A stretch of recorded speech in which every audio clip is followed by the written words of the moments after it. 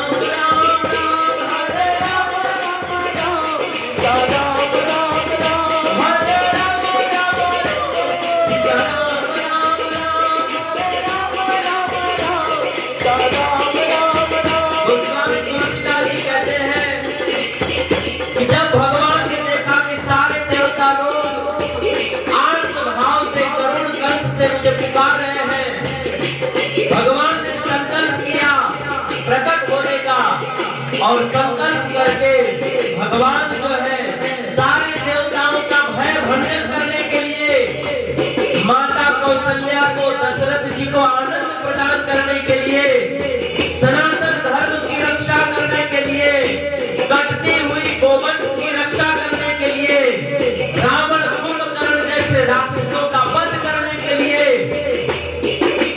गोस्वामी तुलसीदास जी कहते हैं कि गौ और ब्राह्मण भक्तों की रक्षा करने के लिए, अपने भक्तों को आनंद प्रदान करने के लिए नवमी तिथि को, चैत्र महीना नवमी तिथि बसंत ऋतु में शुक्ल पक्ष में अभिजीत मुहूर्त में दिन के ठीक 12 बजे गोस्वामी जी कहते हैं कि जैसे पूर्व दिशा से सूरज का उदय होता है, जैसे पूर्व दिशा से सूरज उगता है, वैसे ही माता कौशल्या के गर्भ से दिन के ठीक 12 बजे भगवान श्री रामचंद्र जी प्रकट हो गए। बोलिए श्री रामचंद्र भगवान की जय, श्री रामचंद्र भगवान की जय, श्री रामचंद्र भगवान राम के प्रकट होते ही उनके लक्ष्मण, भरत, शत्रुघ्न चारों भाइयों का प्राकट्य हो गया। देवता लोग भगवान के सुंदर रूप का दर्शन करके नाचने लगे, गाने लगे। हरे राम राम राम सीता राम राम राम, हरे राम राम राम सीता राम राम राम, हरे राम राम राम सीता राम राम राम, हरे राम राम राम सीता राम राम राम, हरे राम राम राम सीता राम राम राम, हरे राम राम राम सीता राम राम राम, हरे राम राम राम सीता राम राम राम, हरे राम राम राम सीता राम राम राम, हरे राम राम राम सीता राम राम राम, हरे राम राम राम सीता राम राम राम,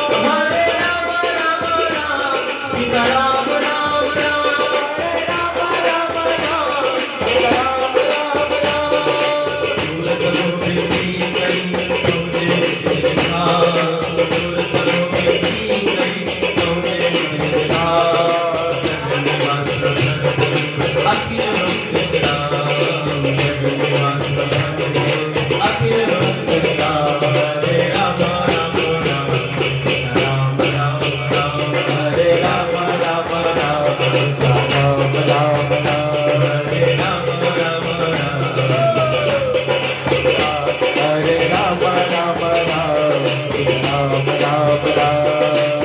देवता लोग भगवान को प्रकट हुआ देख करके, दर्शन करके, प्रणाम करके अपने अपने धाम वापस चले गए। अब इधर एक दासी दौड़ी दौड़ी दशरथ जी के पास गई कि महाराज बधाई हो, बधाई हो। दशरथ जी ने कहा कि बात की बधाई हो।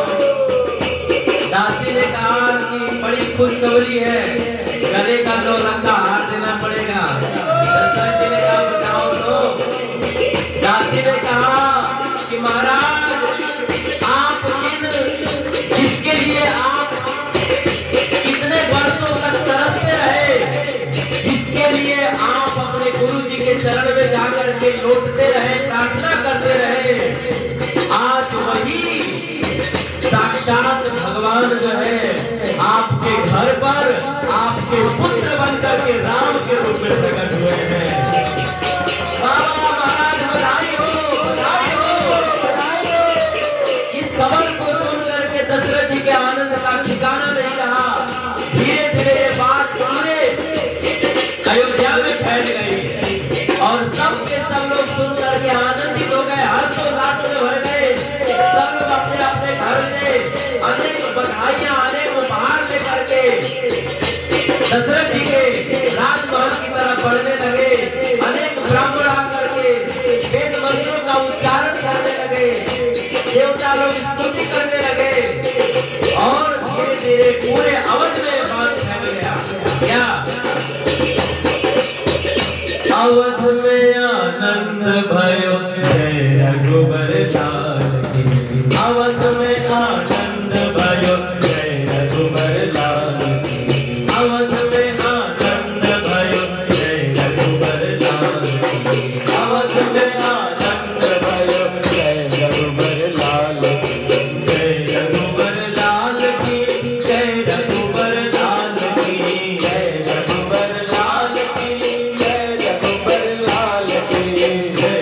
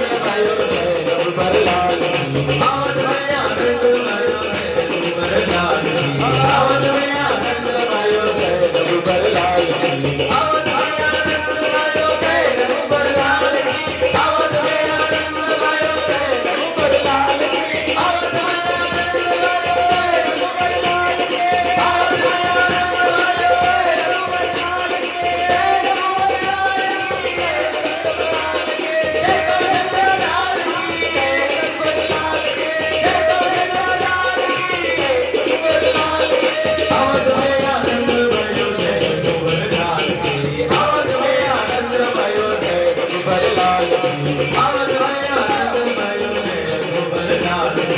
अवध में आनंद भयो जय रघुबर लाल की। सुमित्रा को लाडो भयो जय रघुबर लाल की। सुमित्रा को लाडो भयो जय रघुबर लाल की। सुमित्रा को लाडो भयो जय रघुबर लाल की। सुमित्रा को लाडो भयो जय रघुबर लाल की। हरे कृष्णा कृष्ण कृष्ण हरे हरे हरे राम हरे राम राम राम हरे हरे हरे कृष्णा कृष्ण कृष्ण हरे हरे हरे राम हरे राम राम राम हरे हरे। प्रगटे हैं चारों भैया अवध में देखो बाजे बधैया। प्रगटे हैं चारों भैया अवध में देखो बाजे बधैया। प्रगटे हैं चारों भैया अवध में देखो बाजे बधैया। प्रगटे हैं चारों भैया अवध में देखो बाजे बधैया। बाजे बधैया देखो बाजे बधैया। बाजे बधैया बधैया बाजे बधैया देखो बाजे बधैया। बाजे बधैया देखो बाजे बधैया। प्रगटे हैं चारों भैया अवध में देखो बाजे बधैया। प्रगटे हैं चारों भैया अवध में देखो बाजे बधैया। जगमग जगमग दिया जलत है। जगमग जगमग दिया जलत है।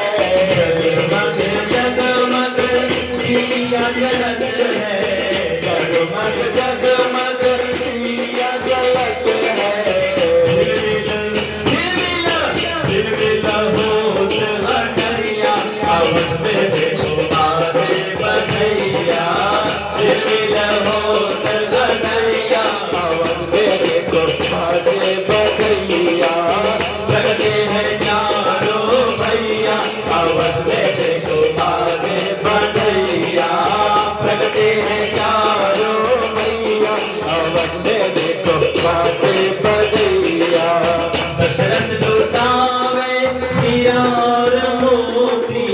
दशरथ लौटावे राजा लौटावे हीरा और मोती। राजा लौटावे भैया भैया भैया लौटावे रुपैया अवध में देखो बाजे बधैया।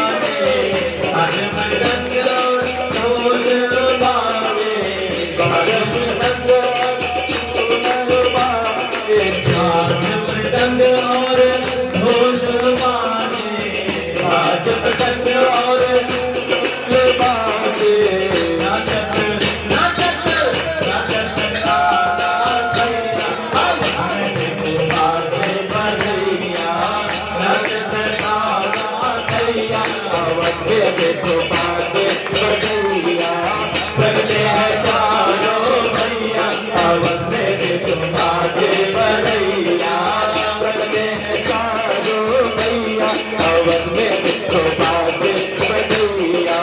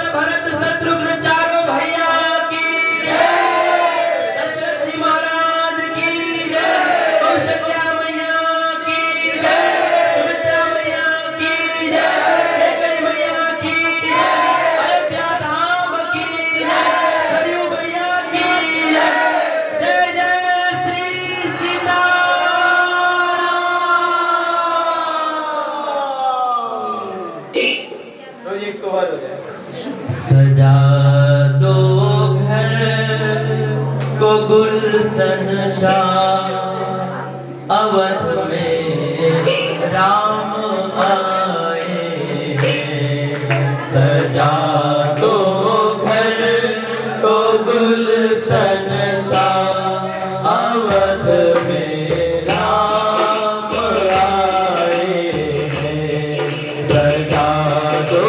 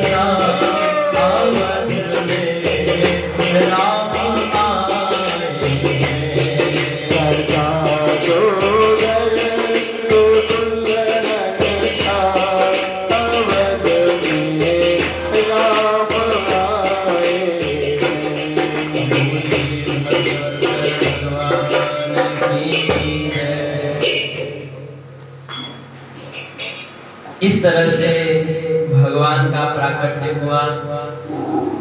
माता कौशल्या ने भगवान का दर्शन किया। गोस्वामी जी ने लिखा है, भय प्रगट कृपाला दीन दयाला कौशल्या हितकारी हर्षित महतारी मुनि मनहारी अद्भुत रूप विचारी।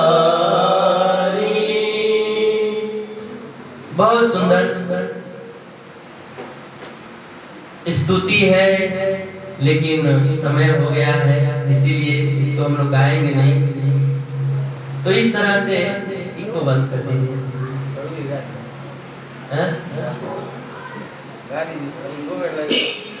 समय गा दे, हम तो गा ही देंगे।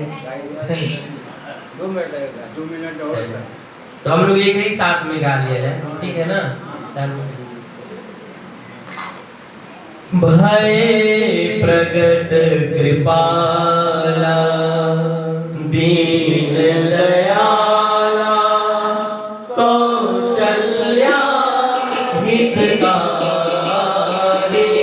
हर्षित महतारी मुनि मनहारी अद्भुत रूप विचारी लोचन अभिरामा करो घनश्यामा निज आयुध भुजचारी भूषण बनमाला नयन विशाला शोभासित करारी माधुरी कर गोरी स्तुति गोरी यही विधि करो अनंता माया गुण ज्ञाना तीत अमाना वेद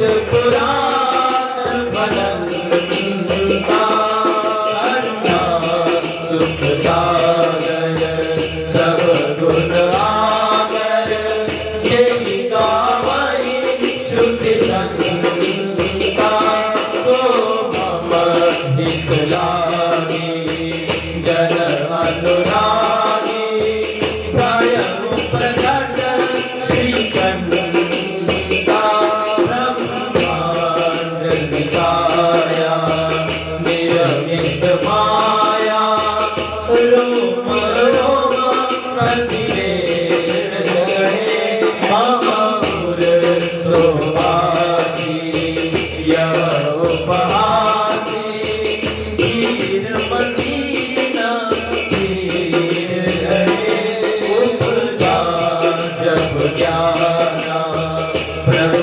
मुस्काना चरित बहुत विधि जय कहीं कथा सुहानी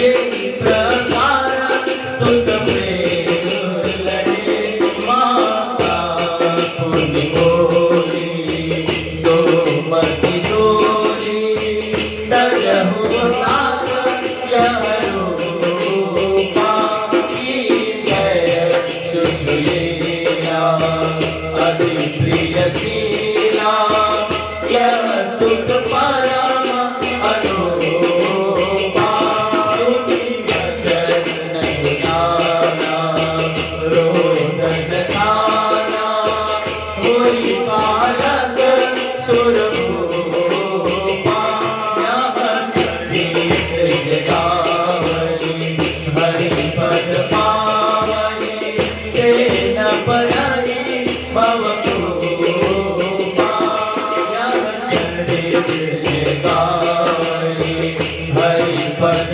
पावई तेन परई भव कृपा विप्रदेव सुरतंत्रिका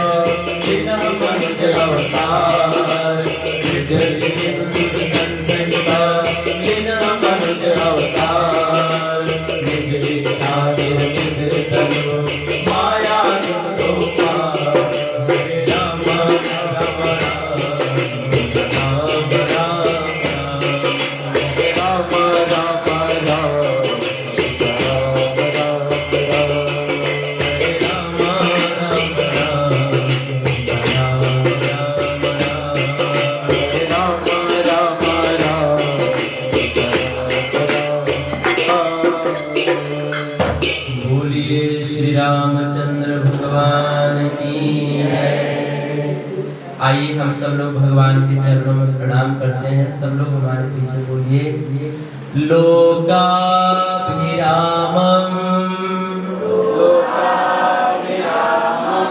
रणरंगधीरम् राजीवनेत्रम् रघुवंशनाथम् कारुण्यरूपम् करुणाकरन्तम् श्रीरामचन्द्रं शरणं प्रपद्ये।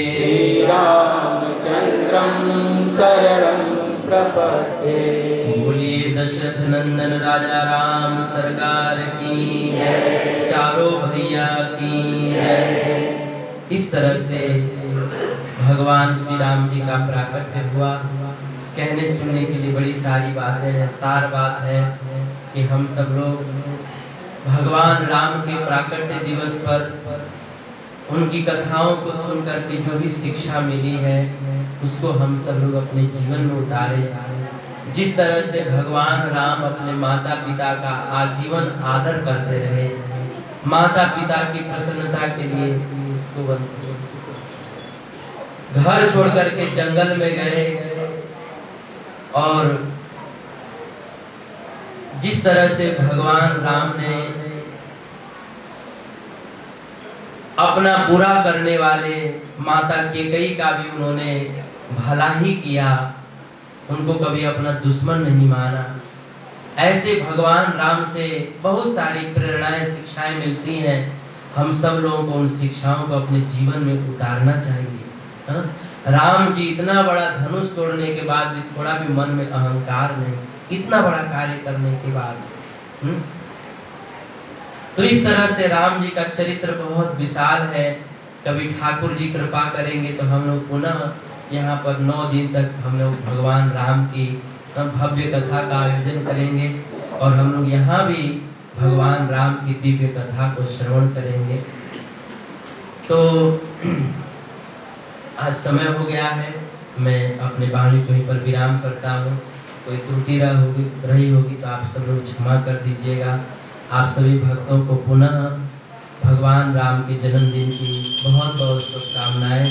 ठाकुर जी हम सबके जीवन में अपने चरणों की भक्ति दें, सद्बुद्धि दें, और अपने चरणों की सेवा में लगाए रखें।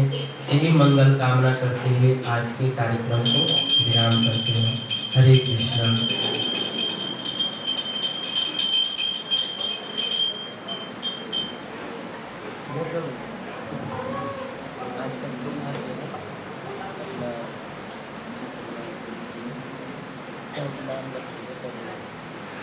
हरे कृष्ण। एक बार दोनों हाथों पर उठाकर जोर से बोलिए, हरे कृष्णा कृष्णा कृष्णा हरे हरे, हरे राम राम राम हरे हरे। आज कितना अच्छा दिन है और हम सब भक्तों को कितना अच्छा लगा भी है ना? क्यों लगा है? क्योंकि ऐसे महात्मा जब हम लोग के बीच में बैठेंगे तो अच्छा लगना ही है कि नहीं? तो प्रभु जी को आभार तो हम लोग कुछ भी कर लें, लेकिन आभार नहीं प्रकट कर सकते हैं।